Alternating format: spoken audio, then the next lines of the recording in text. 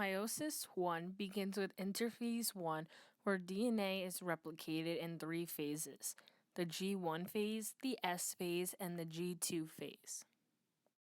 In prophase 1, homologous pairs are formed, making a tetrad. Crossing over occurs when a homologous chromosome, one paternal and one maternal, exchange portions of chromatids, producing a new combination of genes. In metaphase 1, tetrads line up along the middle of the cell and remain in pairs. Also, spindle fibers attach to the centromeres of the chromosomes. Next, in anaphase 1, homologous chromosomes are pulled to opposite sides of the cell by spindle fibers. The final step of meiosis 1 is telophase and cytokinesis 1. At the end, each set of homologous chromosomes have been separated into two daughter cells.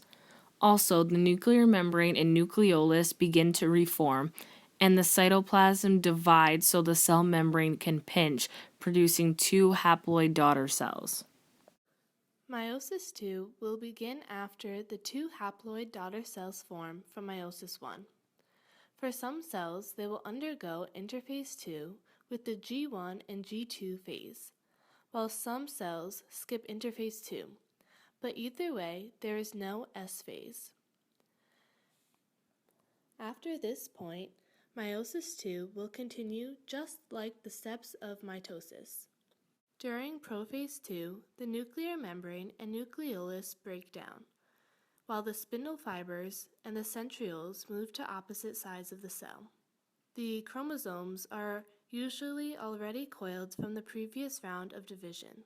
The next phase is metaphase II. This is where chromosomes line up along the middle of the cell and the spindle fibers attach to the centromeres. The spindle fibers then proceed to pull apart the sister chromatids during anaphase II. The last phase of meiosis II is telophase and cytokinesis II. This is where chromosomes uncoil, the nuclear membrane and nucleolus reform, and the spindle fibers break down. The cytoplasm then pinches in on each of the cells, producing four genetically different haploid daughter cells. If meiosis I and II occurred in a male, the four haploid daughter cells are sperm. If this process occurred in a female, one egg would be produced along with three polar bodies.